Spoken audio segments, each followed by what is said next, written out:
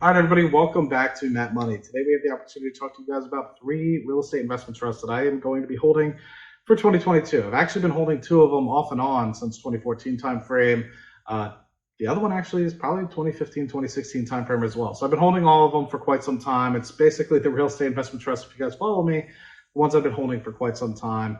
And hopefully you guys have already added to your portfolio, but just want to highlight a little bit about their portfolios as well, the international exposure, what sort of sectors they're in, industrials, warehouses, commercial, triple net, whatever, and let you guys know a little bit about them, dive a little bit more into it. And if you guys are interested, hit me in the comment section down below. We'll be more than happy to talk more about them going forward. So if you guys have any questions, hit me up on the Twitter. I have a Twitter, and I would love to answer your guys' questions, as well as just have you guys follow what I'm saying. Hopefully you guys get a little bit of fun out of it, as well as learn a little bit. So if you guys are seeing that, hit me up at Real Matt Money on the Twitter. So first and foremost, you guys could probably already imagine Realty Income, triple net lease, mostly focusing on CVS's, Walgreens, and stuff of the like.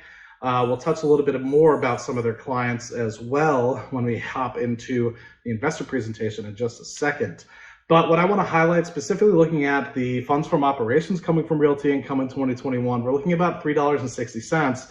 And at the current share price of about 71 bucks, we're looking at approximately $20 per fund from operation. Sorry, we're looking at approximately $20 in terms of what you're paying in terms of price multiple per dollar funds from operations. So that being said, relatively slightly overpriced compared to where you're at, although Realty Income, generally speaking, charges a premium as well already because it is the monthly paying dividend company. I'd say anything below $20 price to funds from operations is pretty dang good. And so with that, I think it's an okay value here. Is it a screaming buy? Absolutely not. I would not say that. Especially knowing that the dividend yield has decreased below 4% here. I had been buying and have gotten my shares up to, I think, 600 or so shares, which yields me about, I think it's 105 bucks, 106 bucks a month. So I can't complain with that. I'm getting around 1,200 bucks a year from the company and have a really good amount of shares. So maybe it's 450. I might have switched my stag shares with that. But hopping over into the investor presentation, I want to give you guys a quick look at their portfolio that they have here. As they say, diversified, high quality portfolio are on here to the left.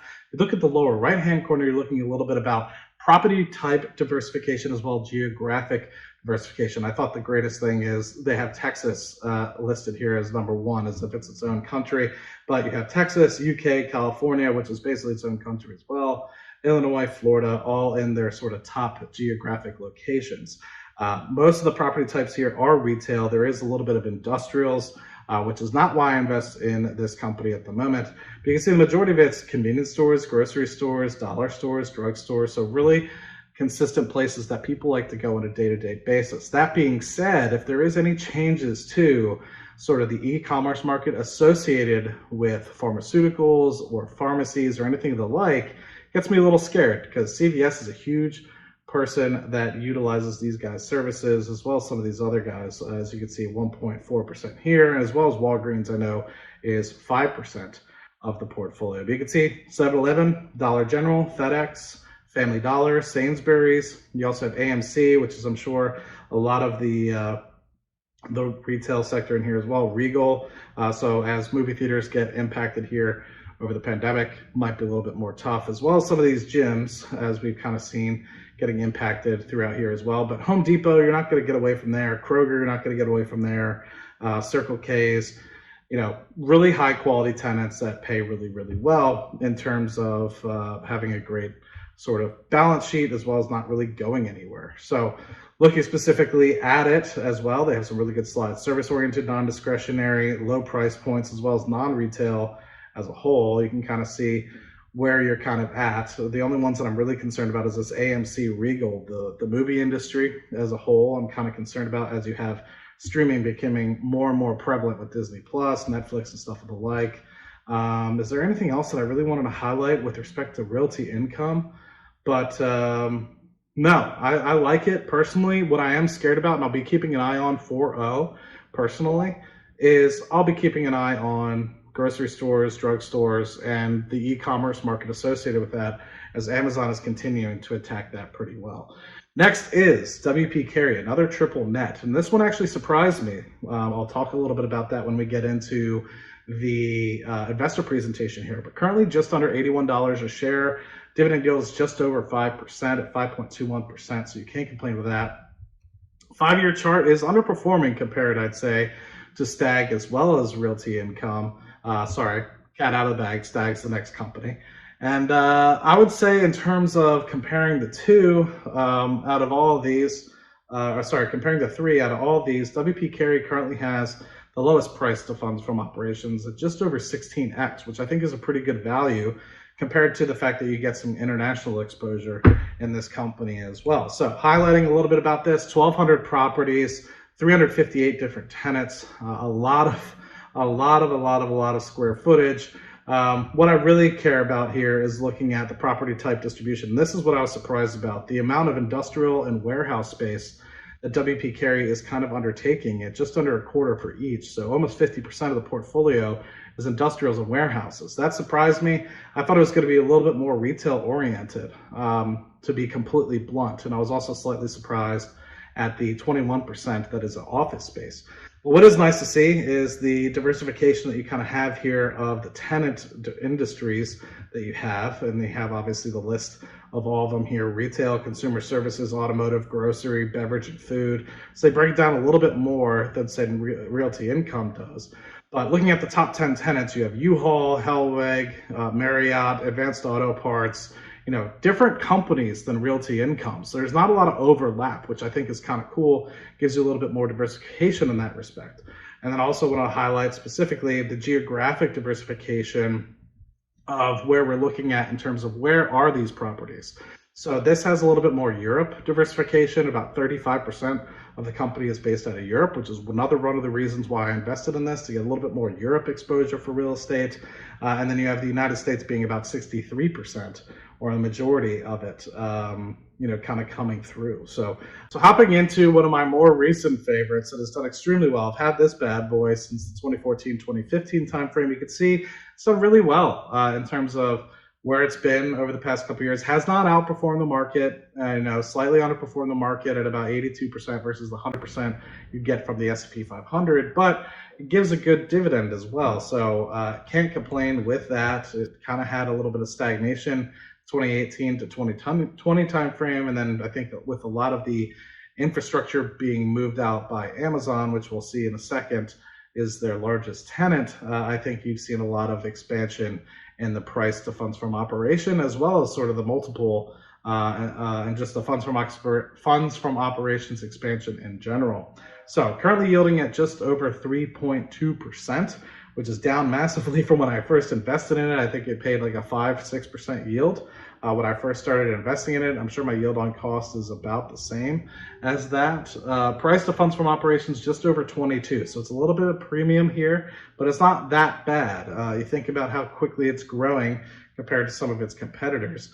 But the best, in my opinion, of the returns, if you look at it in that respect. And what I wanted to just highlight here is looking at the top 10 tenants, as well as looking at a little bit of the diversification of those tenants as well. So what they have, top 10 tenants, every single one of them is less than 4% of the rental. 53% are publicly traded, whether that means anything to you or not. 84% have revenues of greater than 100 million, so bigger companies. 60% have revenues of greater than $1 billion. So what the heck does that even mean, right? Like, you kind of have this idea as to revenue exposure by rent or whatever. All that really matters is you have Amazon here as the number one tenant, right? And then you have other folks: FedEx, American Tire, Penguin Random House. You have Westrock Company. Different companies, mostly focused towards industrial, triple net leases, warehouses. So it just continues down that sort of industrial warehouse, triple net lease sort of space. And I like that. I like that area. I think it's going to continue to grow as e-commerce grows, the warehouse space especially. And I think it's good with respect to that. It's one of the reasons why I invested in 2014. I think e-commerce is going to continue to do well. They used to have, I think, the number one person was Red Solo Cup for a while. At least it was in the top 10 for their warehouses. I don't know if their leases rolled over or they're just not in there anymore as the top 10, as some of these other ones may have continued to grow or what. But I used to think that was so hysterical. But Amazon, man, 4%, and it continues to grow. It's most of the time what they talk about on the earnings calls, if you guys ever listen in to the Stag earnings calls. So what I do want to highlight specifically, and this goes for all the three that I just kind of mentioned, is should we be scared about rising interest rates? I wouldn't say panic, but I would just be cautious of it. And I think Kyle did a really good job talking about this either today in his live stream or a little bit yesterday in one of our other discussions or something of the like. But as interest rates rise, it's going to be a little bit more difficult for these companies to have cheap money to be able to make the investments work. We've already seen a tick up in the 30-year interest rates for, say, retail sort of personal primary homeowners go from about 3%, 3.2% to 3.5%. So an increase of about 1/4 to 0.5% already. And interest rates haven't even risen yet. That's supposed to start happening in the March timeframe.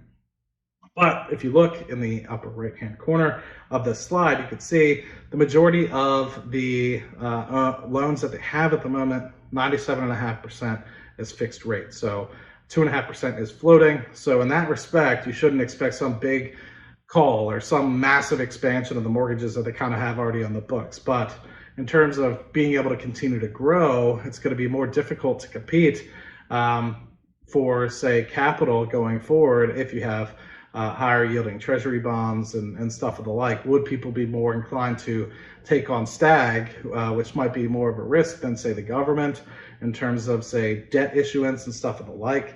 Or would Stag just continue to dilute shareholders to be able to hopefully continue to get the 6% cap rates that they've been able to get?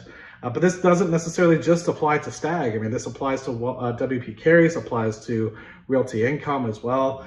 And so I think majority of their loans are fixed rate, but at the end of the day, it is a concern going into 2022.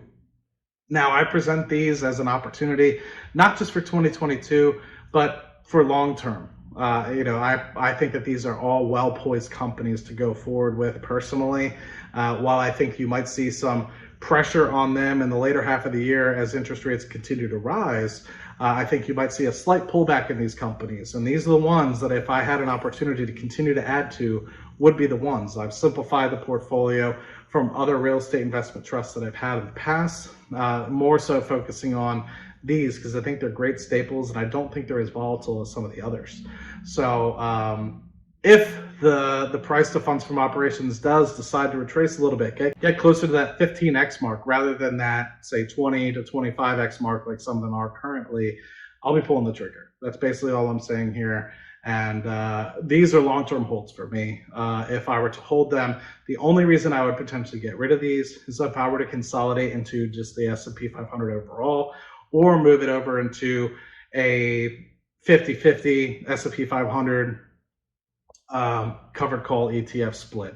So I have been doing that with some of my other positions where I'll sell core positions and move it into an XYLG, which is 50% S&P 500, 50% S&P 500 covered call ETF. So basically 100% SPY, half of the SPY that you have is getting written covered calls on it, generates a little bit more income, and you're basically going to get approximately half to 2/3 the return of the S&P 500 in terms of capital appreciation, and then approximately 4% in terms of a dividend yield. So matching pretty close to what I'm getting if I were to have, say, these sort of investments in the pocket already. So anyway, just different thoughts, different folks. Always love to give you guys my thought process, and hopefully you guys enjoy that. Let me know if you guys have any questions in the comment section down below. Hopefully you guys find this fruitful, and I will talk to you guys on the next video.